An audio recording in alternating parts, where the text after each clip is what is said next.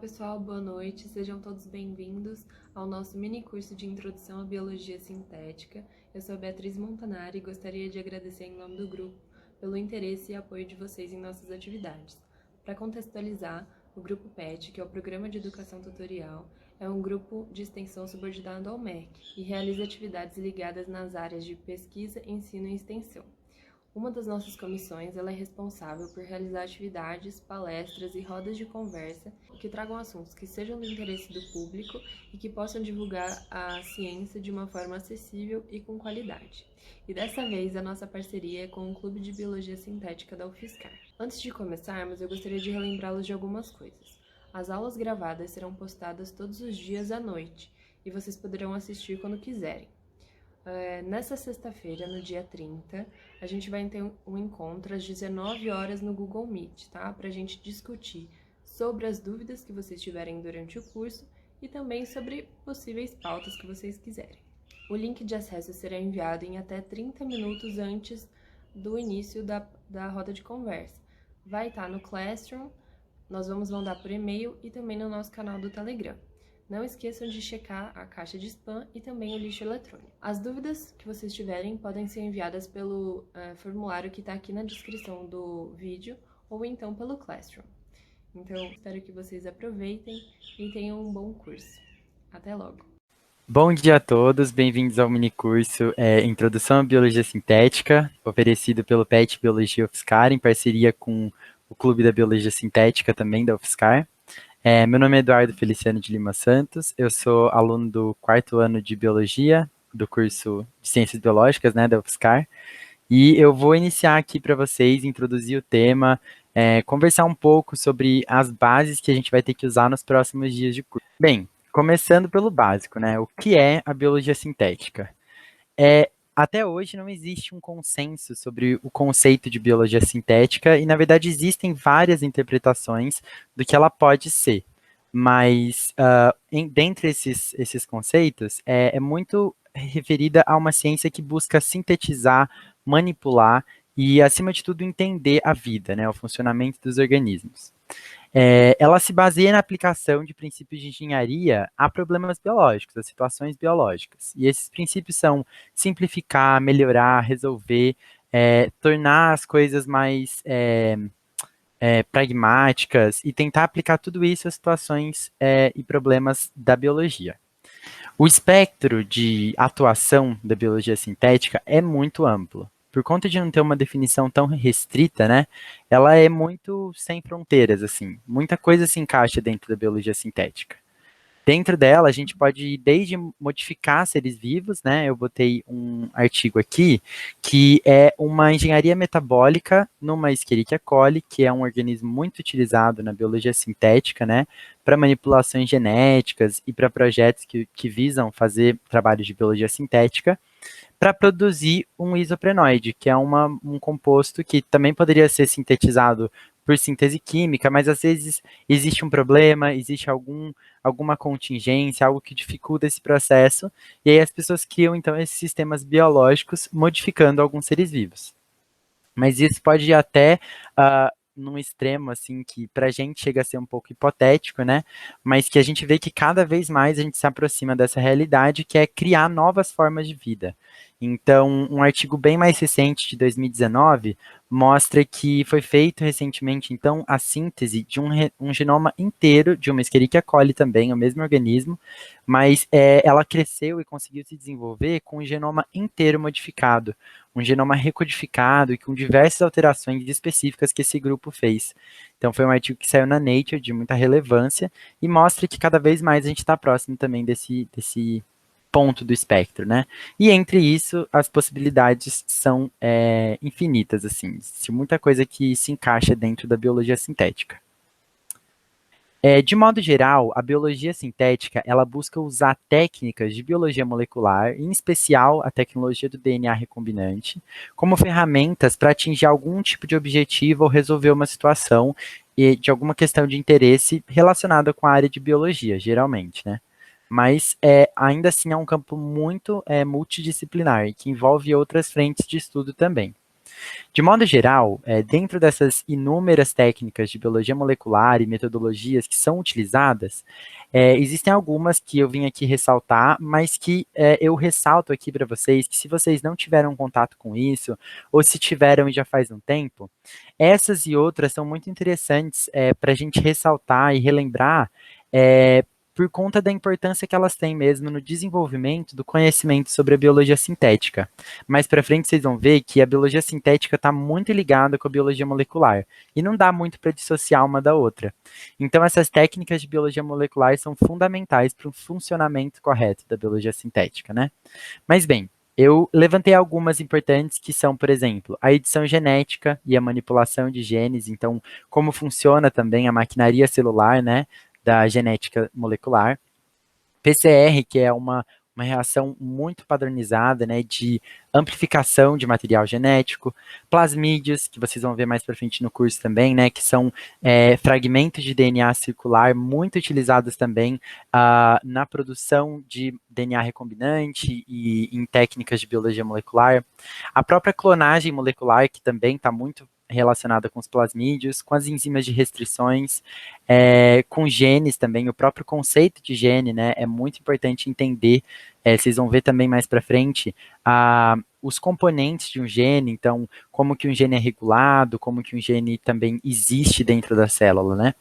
As transformações bacterianas, eletroforeses, cromatografias e até mesmo CRISPR, que é uma tecnologia muito recente e que tem estado, né, em alta, muita gente já ouviu falar provavelmente no CRISPR, são todas técnicas de biologia molecular que estão fundamentando assim a base da biologia sintética. Junto com elas, como eu disse, é um campo muito multidisciplinar. Então, a gente também usa muitos conceitos e técnicas de outras áreas de estudo, como engenharia de circuitos, ciências computacionais e modelagem matemática. Eu não vou adentrar muito nos específicos, mas são conceitos que são legais de ser retomados para a gente aprofundar um pouco o nosso conhecimento na biologia sintética. Bem, eu vou falar um pouco sobre o histórico, mas eu quero que vocês entendam que eu vou misturar um pouco o histórico da biologia molecular, da biologia sintética e do Eigen também. Porque é muito difícil você dissociar eles, vocês vão ver o porquê. Lá em 1912, um cientista francês chamado Stéphane Leduc cita pela primeira vez o termo biologia sintética. Mas naquela época, esse termo não era nada representativo do que hoje a gente tem estabelecido como a ciência da biologia sintética. Era um termo que se referia a muitas outras coisas, até mesmo um misticismo e algumas coisas que ainda não eram conhecidas pela ciência. O tempo se passa e em 1926, o Thomas Hunt Morgan e o Herman J. Miller, junto com vários outros pesquisadores na época, eles iniciam estudos sobre os genes e os cromossomos e o papel desses dois componentes no processo hereditário, né, de passagem da informação. Na década de 40, muitos cientistas contribuem para isso, mas eu vou ressaltar o nome de Erwin Schrödinger, Max Delbruck e Linus Pauling. Eles, com outros cientistas, formam grupos de pesquisa e começam a estudar as bases que a gente tem de biologia, mas também de física e química na época, e criam esse novo campo de estudo que é denominado hoje como biologia molecular. Em 1953, James Watson e Francis Crick, eles, juntamente com outros pesquisadores, contribuem para a descoberta da estrutura molecular do DNA, aquela dupla hélice que todo mundo aqui já deve ter visto alguma vez. Essa aqui é uma figura que mostra os dois pesquisadores trabalhando com um modelo que foi estabelecido lá pelo Linus Pauling, na década anterior. E eles otimizaram esse modelo e com outros dados de outros pesquisadores também, chegaram à estrutura do DNA. Bem, isso muda totalmente o cenário da biologia molecular. Depois disso, muita coisa passa a ser vista de uma outra maneira, porque a estrutura é muito importante para a gente entender o funcionamento. Com esse tanto de avanço que surgiu muito rápido, em 1958, o Francis Crick ele cria o dogma central da biologia, que naquela época era muito linear e simples. DNA se transforma em RNA, que se transforma em proteína. Hoje em dia a gente sabe que existem muitos outros processos que modificam um pouco e que a história não é tão simples assim. Mas, naquela época, esse tanto de conhecimento contribuiu para um processo de molecularização, né, levado desses conhecimentos sobre a biologia molecular para outros campos de estudo, né, sejam eles a evolução, a microbiologia, a medicina, a biologia do desenvolvimento e muitos outros. A partir de 1970, esse processo começa a se desenvolver mais, e desde 1970 até hoje, muitas outras descobertas e inovações continuaram a aparecer no campo da biologia molecular. Para o nosso estudo aqui, que vai ser um pouco mais superficial, a gente não vai adentrar muito nesses detalhes. Mas o que é importante saber é que lá na década de 80 e 90, houve o surgimento de um campo de estudo da biologia, que é a biologia de sistemas, que estuda de maneira integrada alguns componentes da vida, né? E também nessa época surgiu também era a era das ômicas, né? Que o pessoal chamava de era das ômicas, porque trabalhava com muitas áreas, como a genômica, a proteômica, a metabolômica e algumas outras áreas que fazem esses estudos integrados, né? Nessa época, além disso, que foi muito importante para a consolidação do estudo do sistema biológico, houve também a consolidação de alguns conceitos que na época eram denominados de engenharia biológica. Então, o pessoal estava discutindo, às vezes, alguns conceitos de engenharia aplicados à biologia. No ano 2000, o primeiro circuito biológico sintético foi desenvolvido por James J. Collins e alguns colaboradores. Na época, eles fizeram um circuito bem rudimentar para o que a gente tem hoje, mas que na época foi extremamente avançado. Era um circuito que se baseava na oscilação, então, na ativação e repressão de um gene em uma bactéria. E na época isso abriu uma porta muito grande para a passagem de todos esses pensamentos que já estavam rondando ali a ciência, para iniciar uma pesquisa sobre essa nova área de estudo, né, a síntese de novos circuitos biológicos ou a manipulação dos que já existem.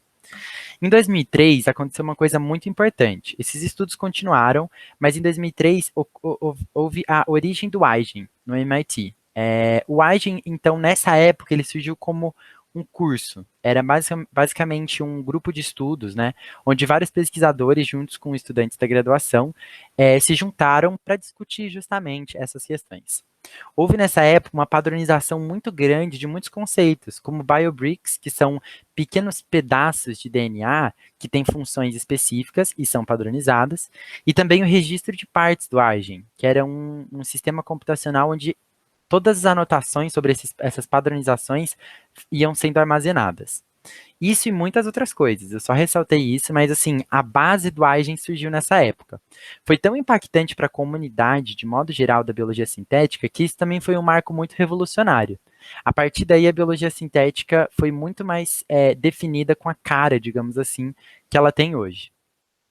Em 2004, o Huygens continuou como uma competição, mas ele ainda era uma competição muito local e pequena. Em 2005, ele se tornou realmente uma competição internacional.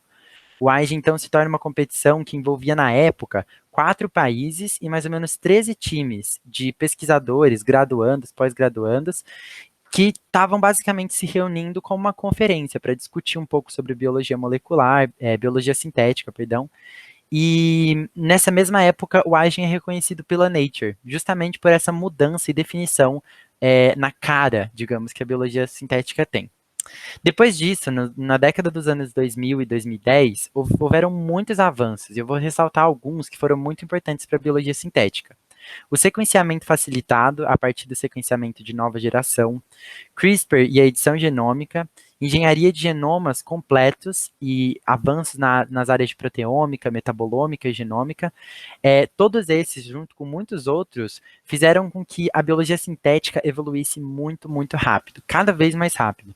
E isso faz com que, para o futuro, a gente não tenha ainda muitas perspectivas sobre tão concretas, mas o que é certo é que a biologia sintética não para de crescer e de se desenvolver como um campo de estudo.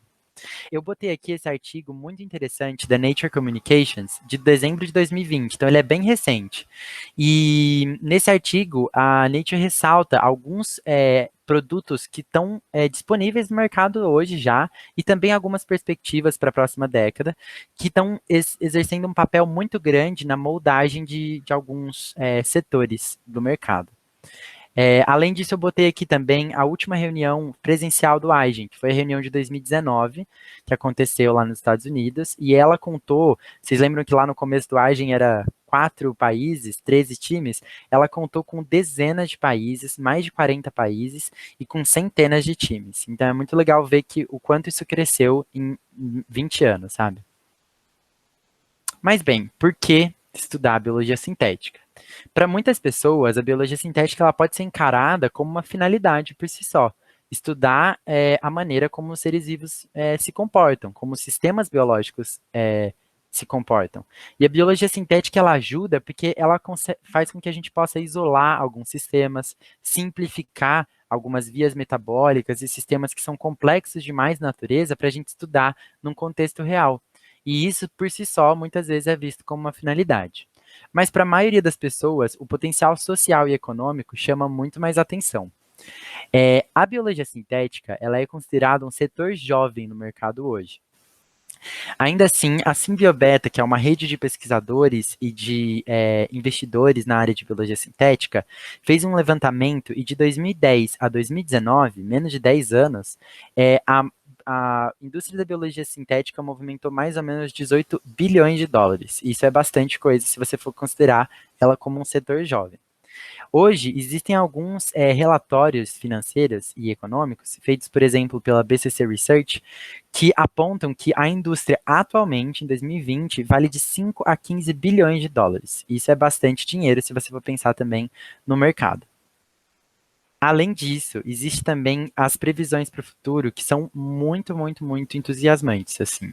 A Forbes recentemente postou essa matéria feita por um pesquisador, né, e biólogo que trabalha com biologia sintética lá da Simbiobeta, que eu já tinha comentado com vocês, que é o John Chambers. Ele fez essa matéria basicamente relatando a experiência dele em 2020 ao analisar esse novo relatório que a McKinsey, que é uma grande empresa de consultoria, uma das maiores do mundo, ela fez um relatório que apontou um aumento de 4 trilhões de dólares no setor de biologia econômica. Né? Esse setor abrange muito mais do que só a biologia sintética. Mas o que foi legal é que esse mesmo relatório apontou que a biologia sintética lidera esse setor, como setor dentro dele que mais tem crescimento, que mais vai ter crescimento nos próximos anos. Isso é muito interessante, porque motiva pesquisas e motiva muitos avanços que a gente pode ter nesse setor. Mas bem, aonde que está todo esse dinheiro, né? Como que esse dinheiro é aplicado? Como que a biologia sintética se faz presente na nossa sociedade? Hoje em dia, a biologia sintética tem uma infinidade de aplicações, mas eu trouxe aqui algumas e com alguns exemplos hipotéticos, só para tentar concretizar um pouco. Primeiro, por exemplo, a energia. Vocês vão ver um pouco mais para frente no curso esse tópico voltar, mas, por exemplo, a gente pode imaginar desenhar micro-organismos especificamente para produzir hidrogênio, que é uma fonte de energia renovável e segura, ou outros combustíveis, ou até mesmo de fazer fotossíntese artificial. Na medicina, a gente tem a produção de medicamentos, vacinas, agente diagnóstico e também de novos tecidos. Tudo isso já existem pesquisas nessas áreas e elas já estão sendo feitas. No meio ambiente também, a gente pode considerar a detecção de poluente por micro-organismos e até mesmo a degradação ou remoção deles, lidando com várias questões ambientais que a gente tem de problemáticas hoje, né? Na indústria química, existe a produção de compostos de química fina, por exemplo, proteínas e enzimas, que podem construir uma alternativa para fibras naturais ou sintéticas, por exemplo. Isso já existem também muitos estudos, né, de engenharia de materiais, trabalhando com fibras biológicas, né, de origem biológica, mas também podem auxiliar em inúmeras pesquisas. Na agricultura, a gente tem a criação de novos aditivos alimentares que aumentam a produtividade e também o tempo dos alimentos na prateleira, né? E também a gente tem a melhoria de alguns cultivares, algumas plantas específicas que a gente usa para cultivar e alimentar a população atualmente. Esse gráfico foi feito também pela Simbiobeta e ele mostra um pouco a divisão na última década de empresas em cada área de aplicação da biologia sintética. A gente vê que, de modo geral, algumas lideram, como as empresas de farmacêutico, terapêutico e também de materiais voltados para a medicina de modo geral. A empresa de síntese de DNA, que está muito voltada para todas essas empresas, porque todas as empresas que vão trabalhar com biologia sintética vão ter que se apoiar de um modo ou de outro em outras empresas que sintetizam DNA, muitas vezes. Químicos de base biológica, como eu disse, né, da indústria de químicos. A gente também tem biocombustíveis, meio ambiente, agricultura, alimentação e até mesmo softwares, que vocês vão ver mais para frente no curso, que estão muito integrados com o processo de análise e também de possibilitar mesmo a realização de muitos projetos de biologia sintética. Bem, eu peguei de novo aquele artigo que eu tinha mostrado para vocês, porque eu achei ele muito legal lá na Nature e eu recomendo que todo mundo dê uma olhada nele. Mas eu trouxe para vocês a tais 6 produtos que eles citam, que estão mudando o mundo, né? E eu queria só mostrar para vocês as coisas que já estão no mercado, que já existem e já são projetos viáveis hoje em dia. Existe um tal hambúrguer que sangra, que na verdade é um hambúrguer vegetal criado pela Impossible Foods e que teve uma levedura que produz leg-hemoglobina, que é uma hemoglobina vegetal, de origem vegetal, da família das plantas Fabaceae, que ela dá esse sabor característico da carne e que melhora, a princípio, a experiência de paladar. E isso já está sendo implementado em muitos hambúrgueres vegetais no mundo. O Januvia, que é uma droga para diabetes desenvolvida pela Merck, ele aumenta a secreção de insulina no paciente devido à inibição de uma enzima humana mesmo. E isso é muito interessante. A Rialine, que é um filme fino para eletrônicos, produzido pela Simergen. Esse filme é muito interessante porque ele é um filme de poliamida, como muitas outras alternativas, né, que são produzidas por síntese química ou de outra maneira, mas ele é transparente, ele é robusto, elástico e por isso ele é muito inovador, porque não existe hoje em dia um material que se encaixe tão bem na aplicação, por exemplo, de tablets dobráveis ou outros equipamentos eletrônicos. O Provém é um fertilizante biológico de nitrogênio para cultivares de milho, desenvolvido pela Pivobio. E basicamente, eles trabalharam com a remodelagem de uma bactéria que já era uma fixadora de nitrogênio, mas que não tinha uma eficiência muito alta. Eles remodelaram o genoma dela para que ela conseguisse fixar nitrogênio com uma taxa muito alta. E isso fez com que as plantações de milho que estavam sendo fertilizadas com o Provém não precisassem mais de adubos químicos, né, de nitrogênio químico diretamente, que causa muita poluição e gasta muita energia e também muitos recursos naturais para ser produzido. A Kymria é um tratamento para leucemia linfoblástica aguda, desenvolvido pela Novartis, e é uma modificação em células de paciente diretamente, então envolve edição genética em organismos vivos, no caso, no ser humano. É uma terapia gênica, que muitas pessoas já ouviram falar também, provavelmente, em terapia gênica, né? Esse é o caso de uma delas. E basicamente eles alteram a célula do paciente para a produção de um receptor quimérico de antígenos, que está relacionado com um mecanismo de tratamento adotado pela medicina que tem uma alta taxa de sucesso na remoção de cânceres. E também, a última inovação que eles trazem é a calina, que basicamente é uma cepa, né? Uma cepa não, perdão, um cultivar de soja de alta produtividade de ácido oleico pela soja. Esse ácido ele geralmente não está tão presente na soja por conta de algumas enzimas. E aí a soja fica com um conteúdo de ácido graxo um pouco pior. Aí eles modificaram o genoma desse cultivar de soja e inativaram algumas enzimas, e isso fez com que ela conseguisse ter uma produtividade muito mais alta do ácido oleico, que tem um valor nutricional muito maior do que os outros ácidos que ela produz normalmente. Aqui eu trouxe para vocês uma imagem de cada uma dessas inovações, então elas são fornecidas no artigo mesmo. Esta aqui é o tal do hambúrguer que sangra, da Impossible Foods. Esse daqui é o medicamento para diabetes, desenvolvido pela Merck. Esse daqui é aquele filme transparente que é usado nos eletrônicos.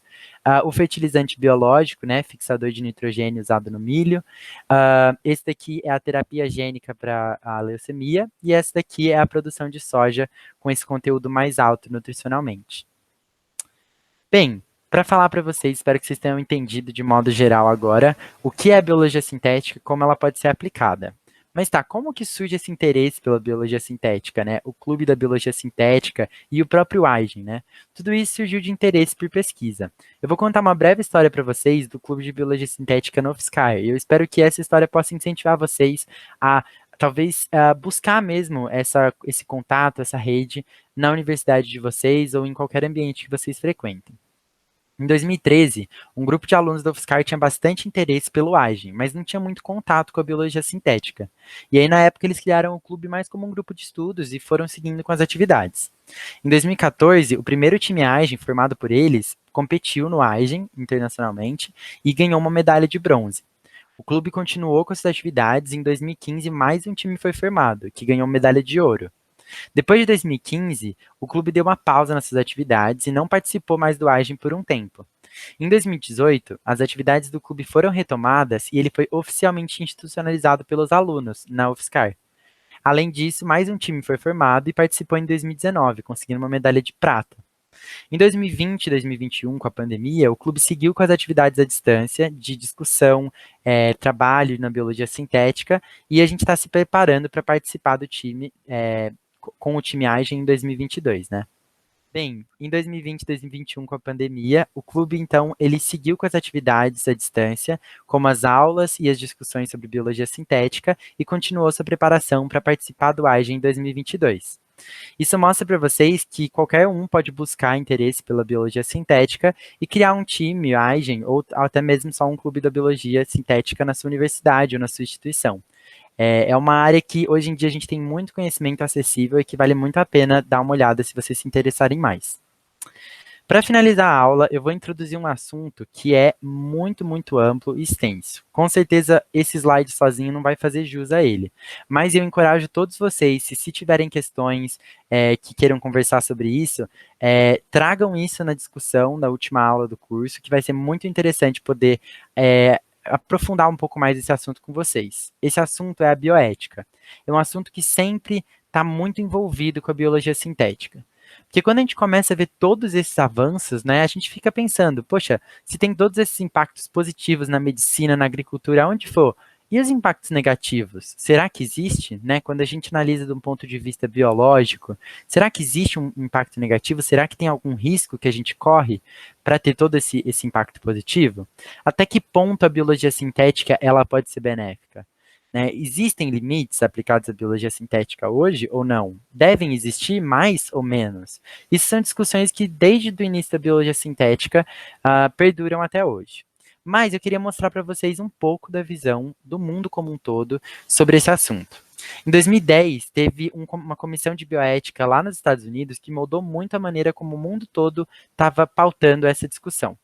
E essa comissão basicamente deu uma luz verde, né? Eles deram meio que um passe livre, falando que a biologia sintética ainda precisava se desenvolver muito e que aplicar restrições naquele momento, em 2010, ia só dificultar o desenvolvimento da biologia sintética e que ainda não tinha nenhum risco eminente, nenhum risco a curto prazo que eles pudessem prever. E por isso, eles falaram, tudo bem, pode seguir em frente. Porém, desde aquela época não existe uma organização muito séria no que se diz respeito a uma junção, né, de todos os países ou de todas as organizações sobre biologia sintética. E isso faz com que, obviamente, existam regras e comitês de decisões locais sobre bioética, dentro de universidades, cidades, países, ou também, obviamente, alguns que chegam a afetar a visão geral internacional desse assunto. Em 2020, houve também uma discussão na Convenção da Diversidade Biológica, que hoje em dia é basicamente a instituição que mais tem poder de fala, digamos assim, quando a gente conversa sobre bioética dentro da biologia sintética. Essa discussão foi levantada e esse artigo foi publicado nessa revista, justamente relembrando assim, os pontos principais discutidos e qual era o prognóstico. Né? Isso foi no ano passado. Qual que é o futuro da biologia sintética? Muitas questões foram levantadas e até hoje nada está muito bem definido. Uma coisa que se sabe é que, por exemplo, muitos dos avanços vistos no combate da pandemia de Covid-19 se deram por conta da biologia sintética. Quem sabe se alguma regulamentação não teria freado esse avanço ou não teria possibilitado uma resposta tão rápida desse setor. Bem, são todas questões muito vigentes, como eu disse, acho que era mais para tentar inserir esse pensamento na cabeça de vocês e lembrar que a bioética está sempre caminhando junto, e que ela precisa estar sempre junto quando a gente fala de biologia sintética.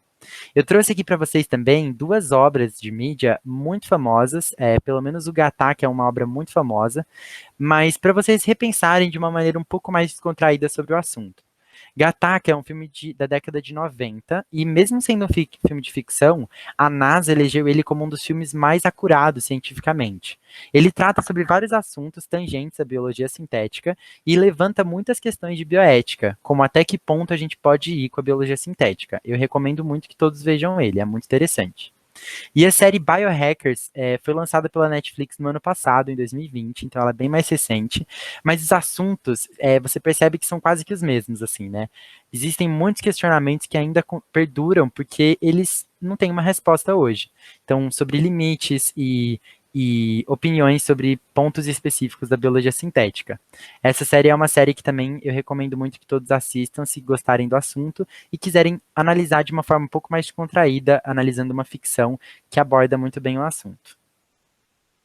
Bem, pessoal, é isso. Para a primeira aula de introdução, eu espero que vocês tenham se familiarizado com o tema. Incentivo todos vocês a pesquisarem, lerem os artigos que eu falei, se tiverem interesse, analisarem as séries ou qualquer um dos sites que eu mencionei e também fazerem as pesquisas de vocês. Afinal, é isso que vai trazer cada vez mais conhecimento para vocês.